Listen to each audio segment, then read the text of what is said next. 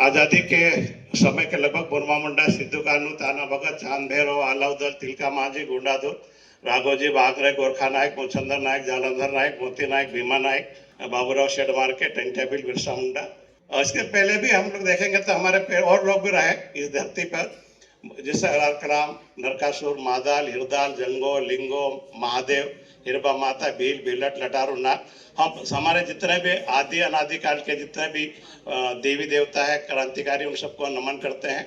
और मेरी आप सबसे अपेक्षा है, निवेदन भी है कि एक मिनट के लिए आप उनको प्रणाम करने का कष्ट करें और उनसे प्रार्थना करें कि हम इस देश में, इस भारत भूमि, उस पृथ्वी पर हम जिन सामाजिक संघर्षों के लिए, सामाजिक मूल्यों के लिए और सामाजिक अस्तित्व और अस्मिता के लिए जो कार्यशाला रख रहे हैं, जिसके लिए संघर्ष करें, हमको मार्ग दे, ताकत दे। साथियों, आपकी जय, जिंदाबाद, जय बिरसा, जय सिंध भारत।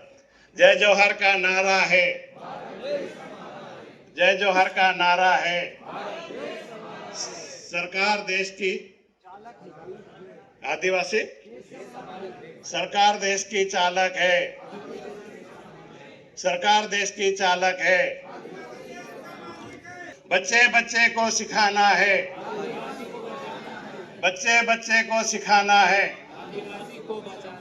जो जमीन सरकारी है,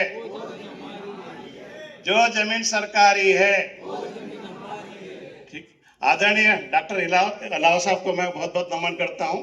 उनने जो सामाजिक प्रतिनिधित्व संविधान के धारा 332 के तहत जो सामाजिक प्रतिनिधित्व के रूप में आज जो युवा छात्र संसद का अपना कार्यक्रम किया, बहुत अद्भुत है और बहुत अच्छे विचार रखे हैं।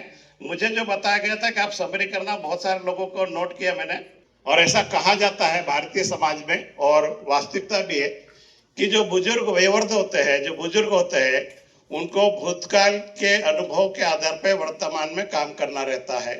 युवा जो है, उनको वर्तमान के आधार पर भविष्य का निर्माण करना पड़ता है। ये वास्तविकता है। इन चीजों को जानना समझने के लिए हमको बहुत गंभीरता से बात करना पड़ेगी।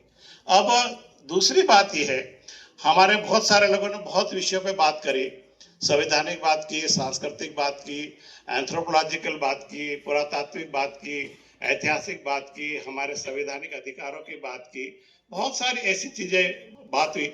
लेकिन मुझे ऐसा लगा कि इन विषयों पे और गंभीरता से बात करना चाहिए। जैसे हम सबसे पहले इस विषय पे बात करें कि वास्तव में जितने भी समस्याग्रस्त लोग हैं, जितनी भी बीमारियां केवल हमारे पास क्यों है, बाकी लोगों के पास क्यों नहीं है।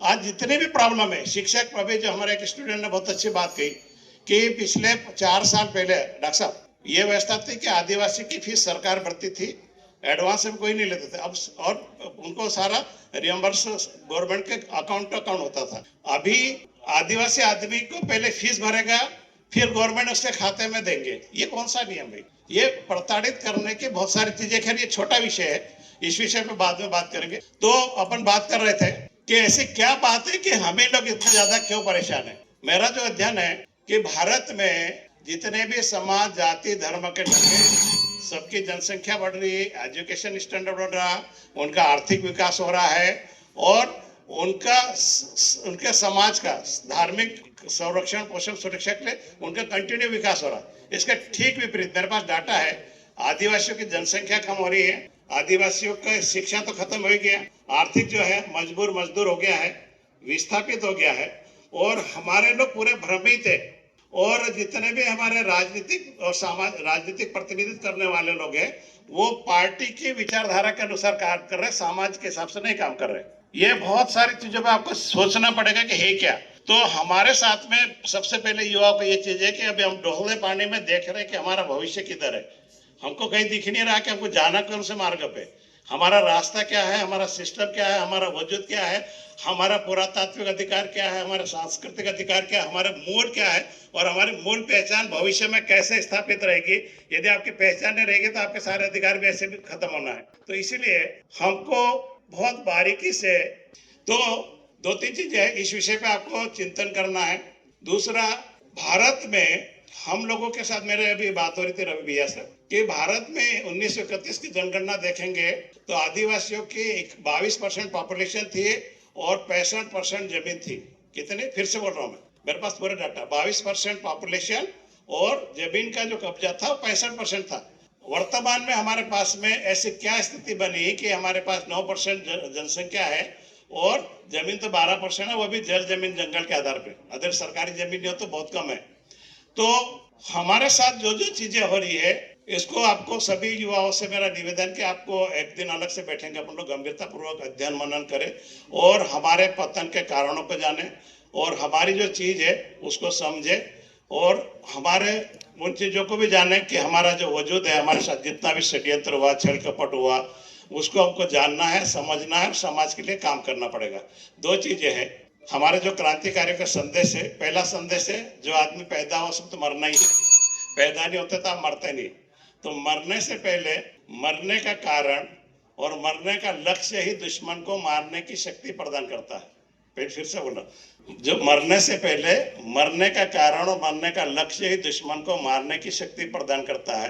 विद्रोह दमन से मुक्ति पाने की नैसर्गिक ऊर्जा है और यही ऊर्जा सत्य का प्रतिनिधित्व करती है, ध्यान रखना। दूसरा, वही समाज जिंदा रहता है, देखिए हम समाज की बात करें, वही समाज जिंदा रहता है जिसमें आने वाली पीढ़ी को जिंदा रखने के लिए लोग मरने को तैयार रहते हैं, है ना, वही समाज जिंदा है। खुद को जिंदा रखने से ज्यादा आने वाली पीढ़ी को जिंदा रखने के लिए किया जा रहा प्रयासी मिशन है। ये मिशन जो संसद की बात कर रहे हैं ना, ये मिशन है। इसलिए हमको इस चीज का ध्यान रखते हुए सबको बहुत बहुत धन्यवाद।